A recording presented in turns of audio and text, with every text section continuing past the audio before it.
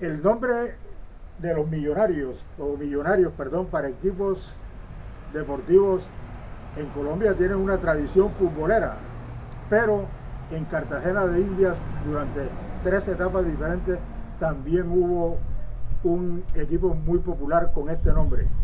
Miguel Galcerán, Alberto Román hicieron parte de la tercera etapa de este equipo. ¿Qué recuerdan de él, sus orígenes, participantes, historias que se puedan rememorar en este momento? Bueno, te comienzo con el principio del primer millonario. El primer millonario fue compuesto por personajes de Cartagena, dicho sea de paso, personajes con cierto pudor económico. Ellos mismos se autopatrocinaban y fue compuesto por el doctor Morales, el doctor Alfredo Morales, médico, Alfonso Piñeres, el gordo Piñeres,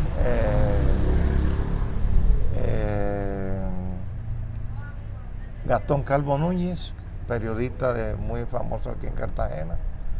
Fue compuesto por Fernandín Vélez, hombre prestigioso aquí en Cartagena también. El Chiqui Calvo. Rafael Chiqui Calvo. Gastón Calvo. Gastón Calvo. En fin, una playa de jugadores de alto poder económico aquí en Cartagena. Redundando, pues, siendo miembros de la sociedad alta de aquí de Cartagena, casi todos pues socios del famoso Club Cartagena. En fin, era un equipo pues muy elegante por sus personajes que lo componían. Ese millonario tuvo 4 temporadas, ¿no?, de las cuales en una quedó subcampeón y en las otras quedó pues en puestos regados, sin dejar de señalar que fue un equipo que por sus uniformes, el tipo Yankee de Nueva York, por su colectividad de jugadores, no dejaban de haber cierto, yo diría que complejo, no de envidia, sino complejo por las situaciones sociales y económicas de cada equipo.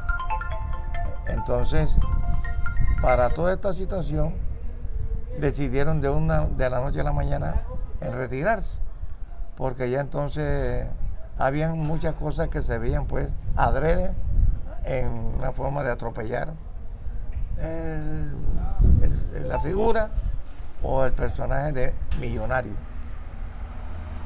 Dentro de todos esos procesos, era un equipo que se hacía destacar no por la calidad del equipo, sino por la envidia que le tenían, por ser todos jugadores potentes económicamente y de cierto nivel social aquí en Cartagena.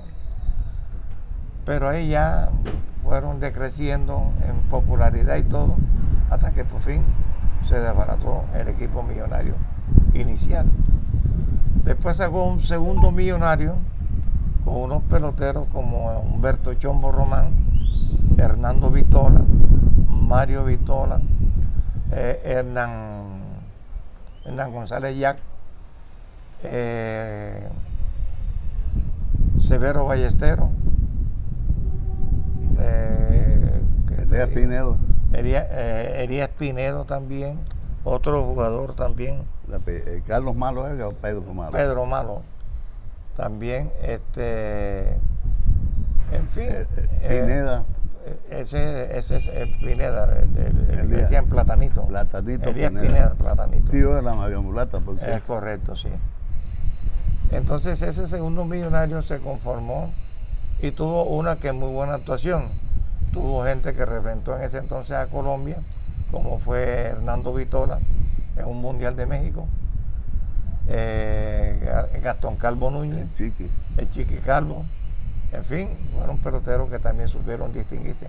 Ya ese era de un medio estrato medio, no era de un estrato alto como el primer millonario. No. Ese equipo se derrotó y quedó en suspenso, ya no salió millonario durante 3, casi 4 años.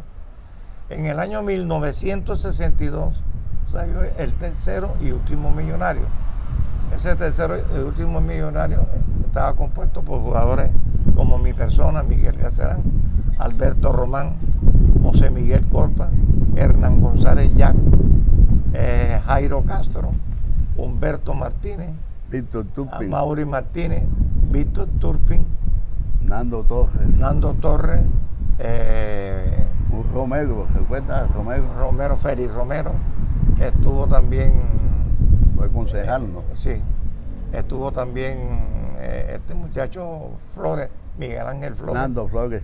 No, Nando, Miguel Ángel Flores. Nando el zurdo. No, ese no era, esa es Torres. Nando Torres, sí. Sí, Miguel Ángel Flores. Entonces, fueron los Ángel Polo, era lanzador, Raúl Urueta, que era catcher, Álvaro Usamante, que era segunda base, Jairo Castro, tercera base. En ese trío, mejor dicho, el tercer equipo millonario tuvo un ligero, digamos, entre tres peloteros, que era Hernán González Yat, que era primera base, Orlando Vero Benedetti, que era primera base, y Miguel Garcerán, que era primera base.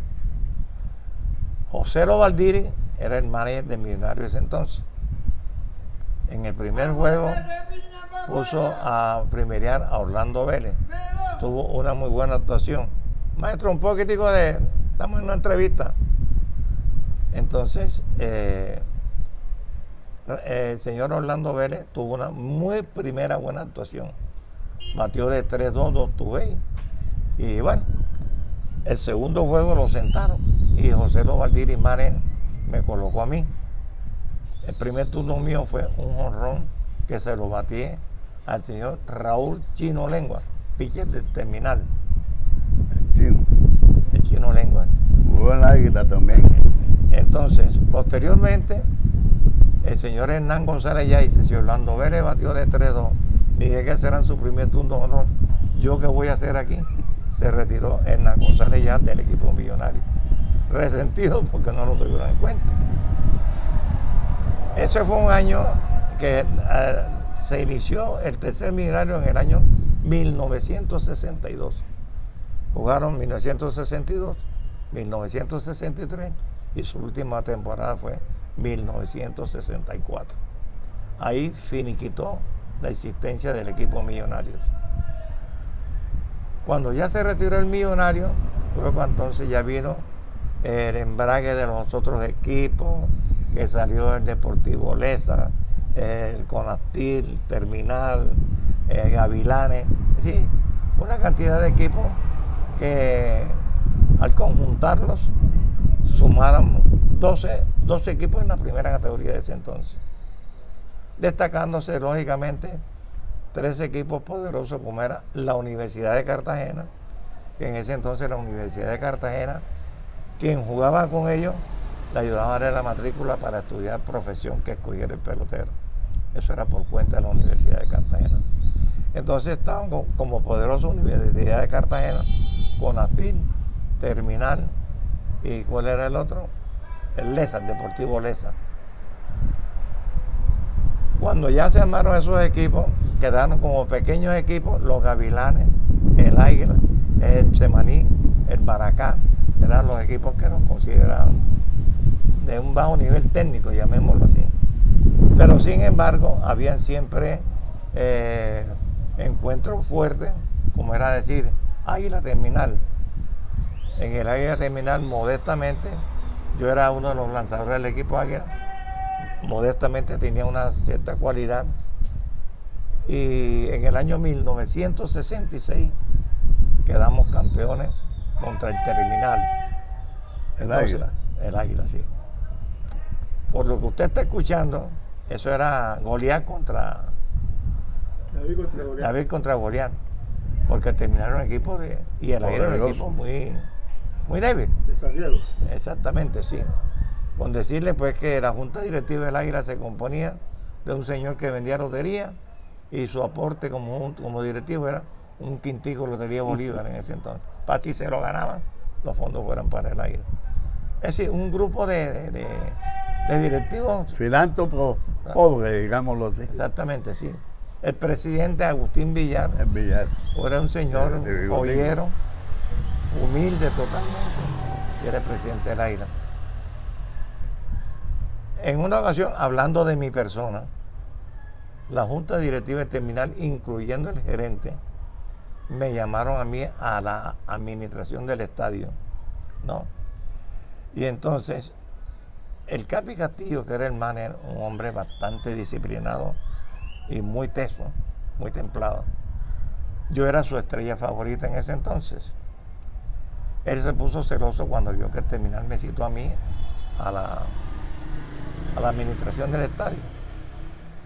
Para no dilatarte mucho esa entrevista, después que terminamos el juego, Águila Terminal, que le gané el terminal 3-1, me dice: hombre, Miguel, queremos tratar contigo para ver si juegas con nosotros. Nosotros te damos estudios, te damos becas, te damos trabajo, te damos todo lo que me podían ofrecer, me ofrecieron. Yo sencillamente le respondí con una pregunta: ¿ustedes por qué me quieren contratar a mí y llevar para el terminal? Me contestó el gerente: hombre, porque tú eres grande. Y yo le he respondido a ellos: ¿y qué hace un grande ayudando a otro grande? Cuando yo le contesté así, ellos se sintieron defraudados ante la ilusión que ellos tenían de que yo iba a jugar con el terminal. Digo, yo en el Águila luzco más por ser equipo pequeño que en el terminal, que es un equipo grande, porque grande con grande no se distingue. Uno grande metido en un medio pequeño se luce más. Dejaron de ofrecerme nada en el terminal. Entonces, de ahí pues se concibió la idea de que mi descansaran era esto, que era lo otro, porque me consideraban blanquito también con plata, cosa que es absurdo. Yo nunca me creí más que nadie, ni menos que nadie. Para finiquitarte esta historia que te he contado, o te estoy contando, es que cuando ya en el año 1964 yo quedé lo que llaman el Babe Pito, o sea, el jugador más destacado de 1964. Ese mismo año citaron en Bogotá, en el Hotel Tequendama, a los grandes deportistas de 1964. Ahí estuvo Cochise Rodríguez, estuve yo, nos bajaron en el Hotel Tequendama, y otros grandes deportistas que se habían destacado en 1964. Ya en 1966, Águila contra Terminal, serie de campeonato final. Nosotros le ganamos al Terminal los 3 juegos seguidos en un playoff o final de campeonato que constaba de 5 juegos, y que ganara 3 de 5 era el campeón. Y nosotros le ganamos los 3 juegos consecutivos al Terminal. Ahí fue el crecimiento del equipo Águila, para que ya no creyeran que era un equipo fácil, un equipo de pelea y equipo de... Entonces, palabras más, palabras menos, pues esa es la historia de lo que fue el equipo millonario en sus 3 facetas, de lo que fue el Águila contra el Terminal, y de lo que en mi persona cabe, pues, demostrar lo que fui yo y era yo. Porque modestamente te digo, ya que me puedo expresar con la apertura completa, a raíz de que salió este japonés Otani, que es un bateador fuerte, jonronero y zurdo, comenzaron a darle fama a Otani, pelotero que actualmente está jugando con los Dodgers. Entonces alguien dijo: en Colombia también tuvimos un Otani, que es Miguel Garcerán, porque yo era pitcher y cuarto bate y jugaba outfield también. Entonces me consideraron un Otani aquí en Colombia. Yo quedé 3 veces champion primera, 4 veces champion tribay, quedé una vez champion lanzador, pitcher, quedé 2 veces champion two-way. En fin, una cantidad de récords que me atribuí gracias pues a que yo fui muy disciplinado. Para ese entonces para mí no existía el trago, no existía el cigarrillo, jamás me he puesto un cigarrillo en la boca. Y los viernes en la noche mi tomadera de trago constaba de una cerveza negra con 2 huevos crudos. Me los tomaba y ese era mi alimento los viernes de la noche, porque el sábado íbamos a jugar.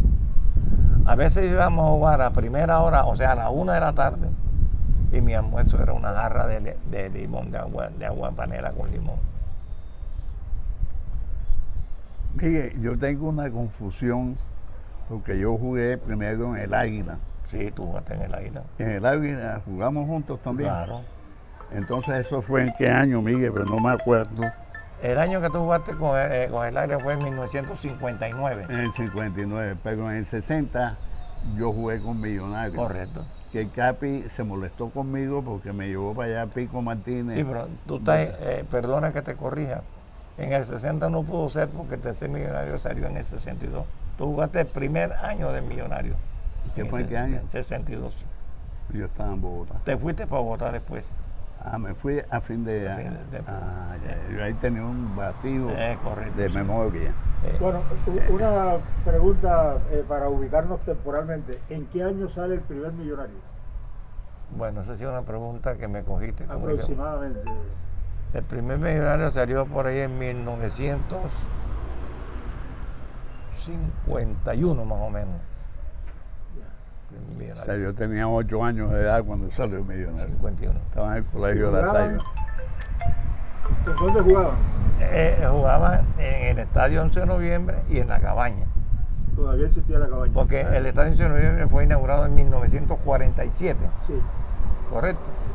Mariano Pira Pérez, que se llamó inicialmente. Es correcto, sí, señor. La Cabaña pasó después al colegio de La Salle, no sé por qué fue. Sí, es que La Salle se convirtió en un campo abierto, en donde ahí se hacían 4 y 3 partidos al unísono, el tiempo. Sí. O sea, de la Cabaña pasaron acá. Es correcto, sí, señor. Pero la Cabaña fue de La Salle. Sí. ¿Ah? Fue del colegio de La Salle. Sí, fue del colegio de La Salle, sí. Pero Una época eso, no vale. hasta donde tengo entendido, era de alguien de apellido Piñeres. En la Cabaña, sí, señor. Posiblemente. ¿Cómo era el nombre? El nombre de Piñeres era... ¿Cómo era el nombre de él? Augusto Piñeres, creo que era.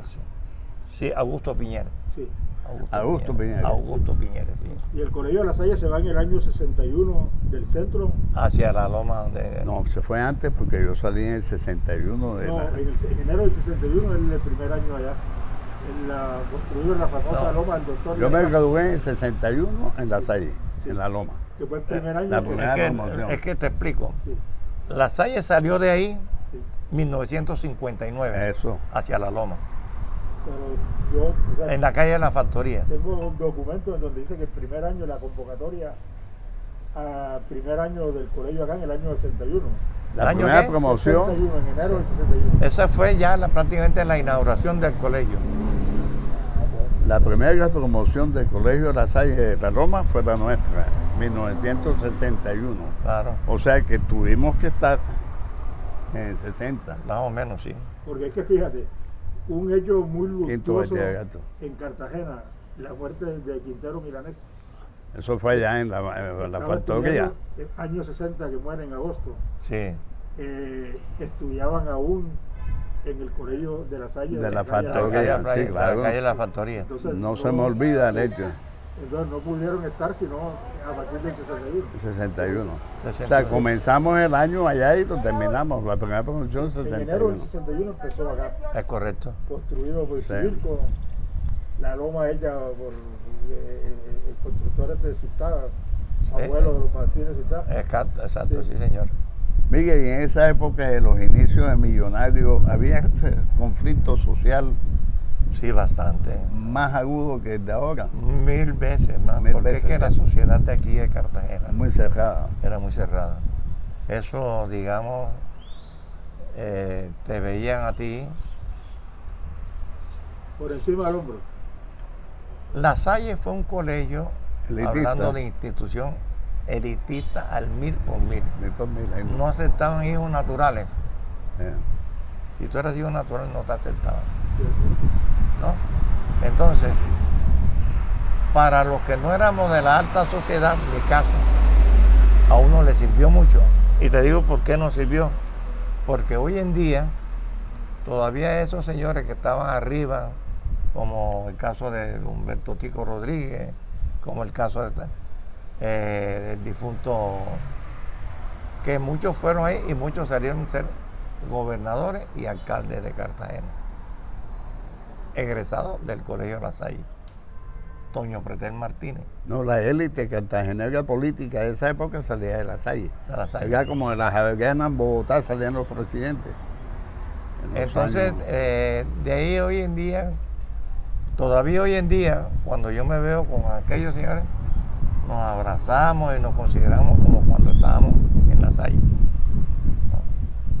Pero en ese entonces, aquí comían cuentos de los apellidos. Sí, eso es verdad. Si no era un apellido así muy, eran los Benedetti, los... Todavía es la hora en que muchos viven creyendo que el apellido, adiós, el apellido es el que lo sostiene en la sociedad. Y aquí, partiendo del principio que aquí no hay millonarios, no hay plata. Cartagena, todo eso, y tanto así que los clubes sociales, Club Unión, vendido. Club Naval no funciona. Club Cartagena, ya ahí entra quien quiere y sale quien quiere. Tanto así que el otro día hicieron una fiesta de un pelotero de Grandes Ligas que le dicen el caballo de Olaya. Hicieron el cumpleaños de él, con bailando champete de todas vainas en el Club Cartagena. O sea, ya dejó de ser el club social. Eso era un club de festejar. Perdón, no me llames ahora. Eso era un club de celebrar los 31 de diciembre la presentación en sociedad de las quinceañeras. Baile blanco. Correcto. De hacer un baile de gala cuando la Reina Nacional de Belleza. En fin, una cantidad de cosas que todo eso con el tiempo se ha ido acabando, como se acabó el Club Alemán de Barranquilla, el Country Club de Barranquilla, y muchos clubes de esos ya de alta gama, pues ya, picaron arroz, como dice el dicho. Bueno, retomando el tema, ¿tienes alguna memoria, ya sea por percepción directa o porque te contaron, de cómo era el béisbol en la cabaña? Bueno, el béisbol en la cabaña, de las informaciones que había, porque la gente creyó que yo jugué en la cabaña, en ningún momento. Esa era la época de Petaca Rodríguez, de Cosby Flores, Venado Flores, de muchos peloteros, que era la época del béisbol grande, pero en otro tiempo. Sí. Después salimos nosotros, que nos podríamos considerar una categoría AA, por la calidad que teníamos los equipos, ¿no? Pero de la cabaña era un circuito cerrado, era un cuadrante pequeño que la máxima distancia eran 280 pies por el center field. ¿La botaba cualquiera? La botaba cualquiera, ¿no? Que tuviera poder. Ese fenómeno de Chita Miranda, que se volteaba la gorra y bateaba un honrón. Cualquier fly largo. Son cosas que, casualidades, pero ahí cualquier fly largo era honrón. La cabaña era un circuito pequeño. Un estadio tenía. Era un estadio, pero la gradería era prácticamente una tabla y una vaina que ponían ahí. Pero... ¿Para qué era la gradería? ¿Tercera avenida o...? No, porque no. Para acá, para Dian. Para Dian. Sí. Ahí quedaba. Miguel, una inquietud, porque la memoria me falla. El Cosby Flores no fue manager de Millonarios cuando... No, el Venado. El Venado, perdón. El Venado Flores. El Venado fue manager de cuánto. El Venado fue el año en que tú tuviste... El 61. Jairo Castro jugó con el Venado Flores. Yo jugué con el Venado Flores, que recuerdo yo que esa noche estábamos jugando Polinal contra Millonarios. Estaba pichando por el Polinal Víctor Barrio. Y yo esa noche me lucí bateando de 3-3, 3 tribey. Y en el último tribey recuerdo yo claro que el Venado Flores me mandó pajón. Yo pisé más la tercera base, caí y sufrí una luxación en el brazo izquierdo. Se te salió el hombro, ¿cierto? Enseguida, yo me acuerdo de eso. Ahí mismo me llevaron para el hospital. El doctor Tinoco Pérez era el presidente de la Liga de Béisbol de Bolívar. Augusto Tinoco Pérez. Deportivo y taurófilo. Exactamente. El taurino como él solo. Ahí en su casa tuvimos varias fiestas, pues yo también soy taurino. Mire, pero cuando yo jugué en el Águila contigo, jugábamos contra Millonarios, ¿cierto? Claro. ¿Y cómo les iba? Pues nosotros teníamos un equipo muy bueno en el Águila, Panelita Cuadro, Alejo Lián, el Chanto Cabrera, el zurdo López, los dos Julio Ventura, bueno, los dos Julio. Era un equipo modesto, pero bueno. Bueno, le peleábamos a todo el mundo. Bueno, y entonces el tema contra los Millonarios era todos contra Millonarios. Pues te digo honestamente, por aquello del complejo. Sí. Aquello del complejo. E inclusive, cuando yo regresé al Águila en 1963, Sí. porque el Millonario se retiró en 1964, 65. Yo volví al Águila, entonces, Capi, ahora eres el Millonario, porque yo estaba en el Millonario. Ya tienes Millonario en tu equipo, pero era pura cuestión de complejo, pura cuestión de situación de la gente humilde. Y a mí me fregaban. Como yo, modestamente en ese entonces, yo era el único que iba en carro a su estadio, al estadio, y era el blanquito. Entonces me tenían cierta Bronca. Permiso, un momentito. Me tienen loco aquí. Ay. Sí. Perdón un momento.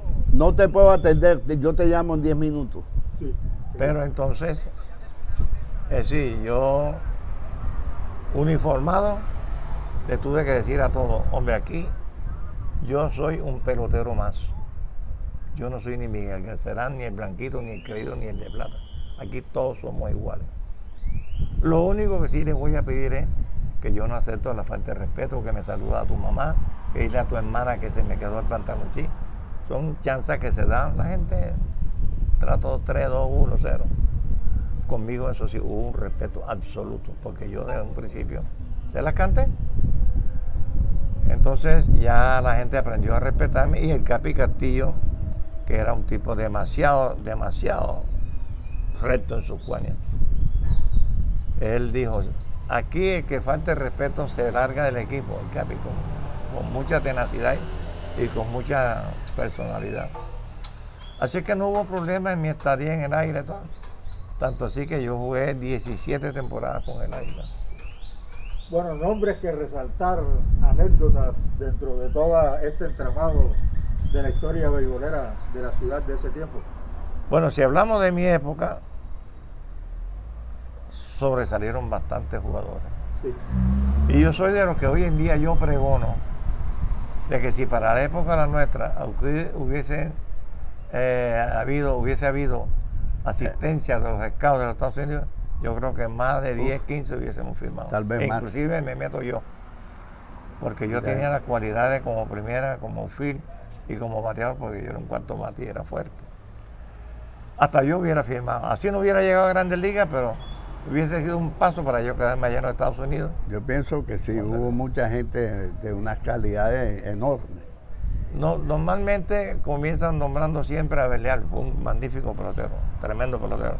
Pero existió un Humberto Bayuelo, Sí, hubo muchos existió peloteros. un Ñato Ramírez, existió un Orlando García que tiraba 90 millas en ese entonces, existió aquí un pelotero, pitcher, que tenía más velocidad que el Caballo García, que era que se llamaba Víctor Tupe, era uno de los velocistas. Julio Cantillo. Julio Castillo también era más o menos, pero aquí hubo uno que está ahora mismo viviendo allá en Santa Marta. Ese hombre para mí era el más veloz, entre él y Artur Forbes. Yo pienso que Eran los más veloces. un hombre que tenía un brazo enorme, era, ¿cómo se llamaba? El que tiraba las jabalinas, que no jugó por Ese era Roberto González. Dagoberto González. Nosotros en Bogotá tuvimos un equipo buenísimo, Sí, también, con ustedes en Dagoberto Bogotá, sí. González, Vicente Escobar, Pepán, Sí, los sí. Martínez, todos jugadores de primera categoría costeños que llevaban el béisbol de Cundinamarca en los primeros puestos, los primeros partidos, le ganábamos a todo el mundo. Después se venían abajo los brazos, los pitchers y todo, falta de práctica. Pero un béisbol muy bueno de la época. Era una época de un béisbol fuerte. Había muy buenos lanzadores, muy buenos jugadores. Yo me considero Artur Forbes de Barranquilla. Entonces yo le hice un no-hit run al equipo de Barranquilla aquí en Cartagena. No, ese juego quedó 1-0. El pitcher del Atlántico fue Félix Forbes, hermano de Artur Forbes. Y por aquí, por Bolívar, fui yo, dije que serán. Ese le hizo un no-hit no run y el partido quedó 1-0 en 9 innings. Aquí en Cartagena. Aquí en Cartagena, en el estadio Nacional. Había en ese entonces más de 9.000 fanáticos en la grada, porque el estadio tenía capacidad en ese entonces para 13.000 fanáticos. Después, con los cambios que hicieron en el estadio, se redujo pues la capacidad acomodaticia en el estadio.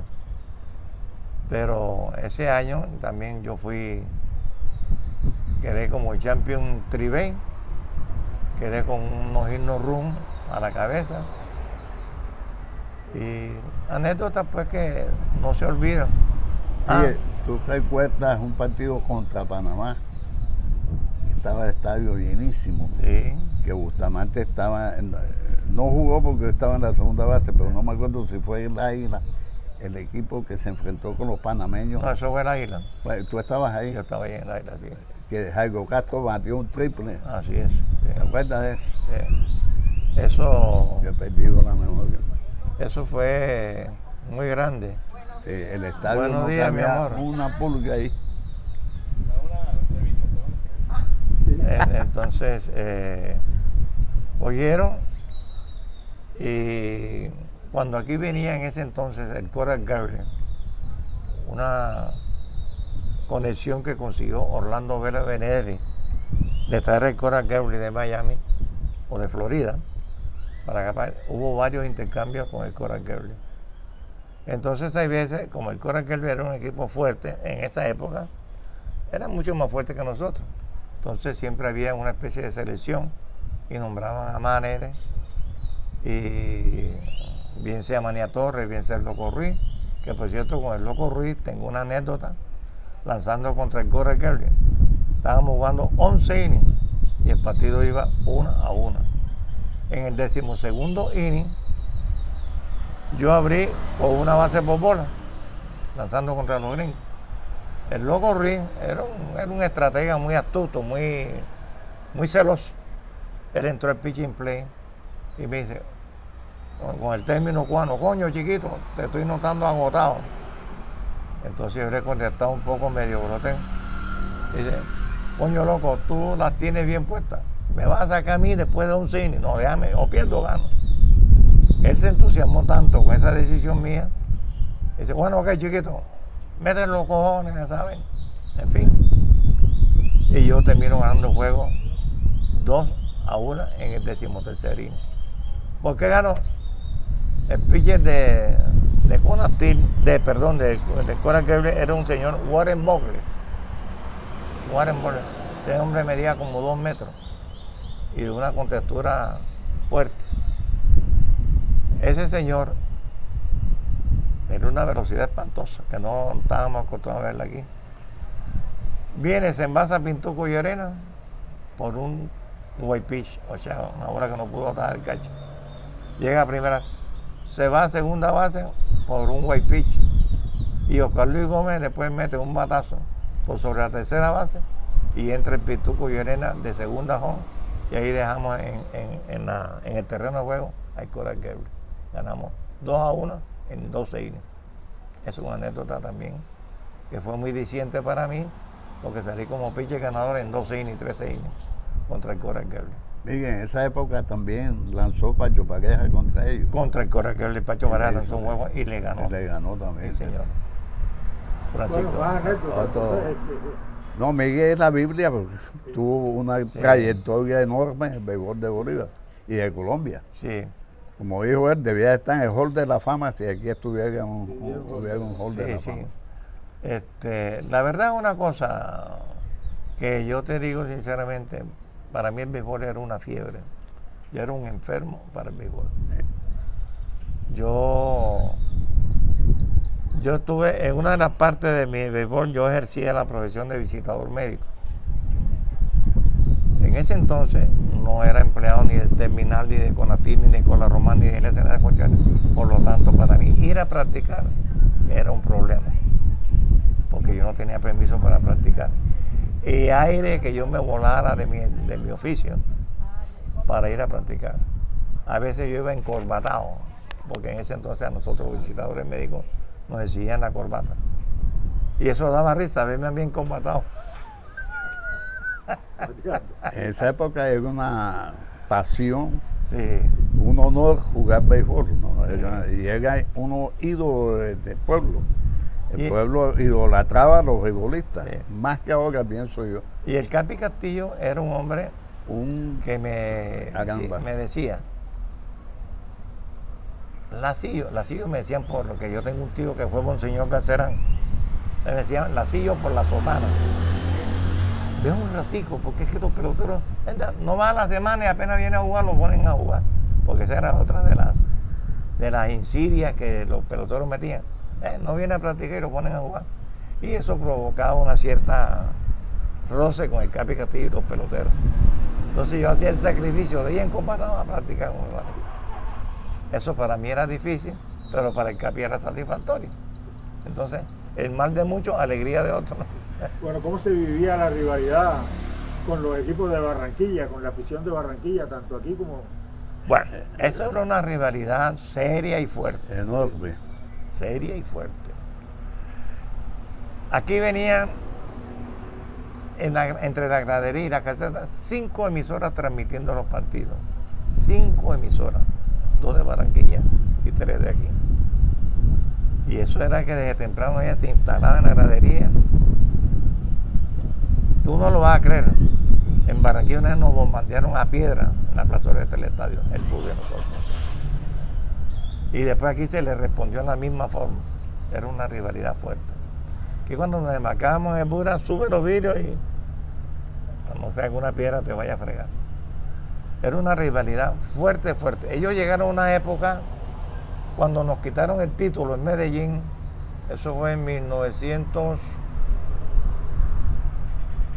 que tenía entonces los Cheque Terán, los Waldo Salinas, los Misia de Mejía, los Chino Herrera, los Gerardo Guzmán, los Lucho Tapia, el camión Sierra. En fin, era un equipo tremendo. Ellos le decían los galgos, porque eso es tremendo. Entonces, nos quitaron el título por 3 años consecutivos. Atlántico campeón, Bolívar. Coincidencialmente, yo fui al Nacional cuando nos quitaron el título y después volvimos a Barranquilla, donde recuperamos el título después de 3 años. ¿Y cómo hicieron para salir del estadio? Ya, compadre, eso fue Dios y ayuda. Llamaron a la policía nos escoltó, tuvieron que retirar, inclusive tirar vainas al aire como... Gases. Exactamente, sí. Eso fue terrible. Si fue en Medellín, se formó una tangana en donde lamentablemente un periodista me coge a mí correteando a tu forma, yo con el bate en la mano. Porque es que ahí tú hacías así y de pronto tienes una trompa en la cara, no sabe ni quién te pegaba. Eso era así. Hay una anécdota ya posterior del béisbol profesional de cuando habían las confrontaciones de Cola, Román y Huila, Ajá, sí. de dueño de la Cola, Quiquemán, que no le vendía la cola a los barranquilleros para que no tomaran Cola Román. Imagínate hasta dónde llegó la confrontación de Barranquilla y Cartagena. Ahora que usted toca, don Miguel, el tema de las emisoras, ¿qué narradores recuerda? Buenas tardes. ¿Cómo se encendía el público con...? Bueno, de Barranquilla había un tipo que era revolucionario, era Edgar Perea. Había salido de Cartagena. Había salido de Cartagena. Emisora Fuentes. Pero Edgar Perea tenía él con su voz atraía a la gente, con un vocerrón del carajo. Aquí teníamos a Napoleón Perea, que ese es tremendo locutor. Teníamos después, segundo, a Payares Villa, Luis Alberto Payares Villa. Después, habían otros por ahí, pero cabecera, Luis Alberto Payares Villa y Napoleón Perea. Allá en Barranquilla estaban, en un principio, Marcos Pérez y Edgar Perea. Pero apasionado como Melanio Porto, no. No, pero es que Melanio Porto era comentarista, sí, era comentarista. Pero era una pasión terrible. Lo que pasa es que Melanio tiene un problema, que él era apostador. Epa. Y la persona cuando es apostador es muy apasionada. Sí, a mí llegó a decirme un día, es que tú no sabes ni lo que tiras, pajón. Imagínate. No, sí, yo me acuerdo una vez que yo Una estaba falta de respeto. jugando en el Águila y había bateado el 3-3 y yo el cuarto turno el bate y apostó en cada que yo fallaba y yo batía un hit y me inventó la madre y me cogió todo. Porque apostó en contra con de las probabilidades, ¿no? Si tú llevas el 3-3 es muy difícil que batees el 4-4. Entonces apostaba así, por los números. Él era muy apostador. Entonces, inclusive, cuando íbamos a jugar, por ejemplo, Águila y Terminal, él se acercaban de mí, como él sabía, y la mayoría sabía, pues que era una vaina, yo digo de casualidad, pero yo dominaba mucho el Terminal, con todos sus cuarto bates y toda esa vaina, yo lo dominaba. Oscar Luis una vez le dijo al Capi, oye, que el Capi no tiene más piche que Garcerán. Oscar Luis Gómez, imagínese. Entonces esa vaina, para mí era en cierta forma, no como retar, porque a mí nunca me gustó retar, ni a peloteros, ni a porque esa zona de los apostadores, decían la zona de The Wall Street, imagínate. Y a mí una vez un buen apostador se me acercó arbitrariamente a pedirme que si me iban a poner a lanzar contra el Terminal, que me negara, que dijera que me dolía el brazo. Entonces yo le dije, tú te equivocaste conmigo. Yo soy un hijo bien criado y me enseñaron la seriedad. Yo no estaba para lanzar, pero voy a pedirle juego al Capi Castillo. Se lo pedí y le gané el Terminal. Ese fanático me esperó a la cuenta y me convidó a pelear, el apostador. Pero como yo no era ningún pintado en la pared tampoco, entonces yo decía, tú te metes conmigo y lo primero que te voy a meter, te lo voy a meter un batazo en la canilla. Y yo tenía mi propio bate, todo. Pero me convidó a pelear porque el hecho de que yo lancé contra el Terminal y le gané el Terminal. Perdió la apuesta. Perdió la apuesta. Bueno, para finalizar, ¿qué queda de todos esos recuerdos? Bueno, de todo esto, si tú quieres que yo me entristezca, te puedo decir lo siguiente. Sí. Yo no he ido al estadio así, creo que he ido muy pocas veces, porque se desilusiona uno de ver cómo éramos nosotros los peloteros antes, que jugábamos con la sangre, por el uniforme, por la divisa, peloteros que a veces iban sin almorzar, unos venían de la boquilla a pie, iban al estadio ante todo un piche que teníamos nosotros, Adán Pereira, ese llegaba, se venía de la boquilla a pie, y aquí cogía un bus para llegar al estadio, y llegaba donde me dice, doctor, déme ir para una arepita de huevo y una cola román.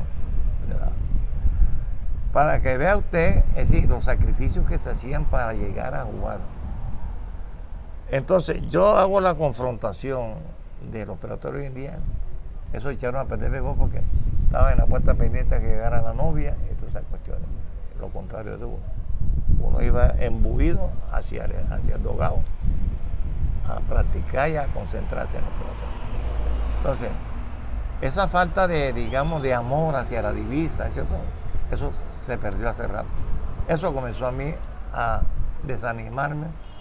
A mí me ofrecieron para ser manager, para ser instructor, y yo jamás acepté eso. Porque yo, después de haberme sacrificado tanto por el béisbol, ver un pendejo que comete un error y se ríen. Hacen una falta y se ríen, la toman con changonguería. Cuando una vez se cometió un error y tiraba la manía contra el piso de la rabia que uno mismo le daba. Bueno, Miguel, sin querer, ha mencionado una cosa importante que ha sido el cambio cultural que ha sufrido Cartagena en este siglo, ¿no? Porque nosotros, este es el siglo XX, la vida de los 20 del béisbol. Y del 20 al 21 la sociedad ha cambiado enormemente. Bastante. Enormemente. También es así que los principios con que uno jugaba, eso no existe ahora. Claro. Ahora no existe ese misticismo por el deporte, ese amor por la divisa, como dice Miguel. En esa época uno se mataba por jugar y era un honor pertenecer a un equipo. Cuando yo me salí del Águila, violentado por mis tíos,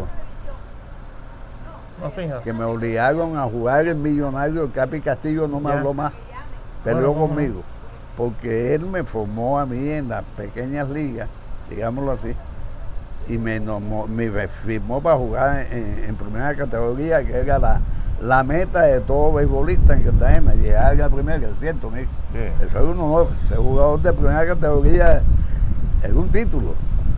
Ahora, Entonces eso se perdió ya, no tú existe. te puedes imaginar la disciplina que los manes venían de su casa con el noche. Hoy en día se ponen a esperar a ver si viene fulano. Sienta que no llegó, que entonces... Eso, uno se preocupaba por llegar.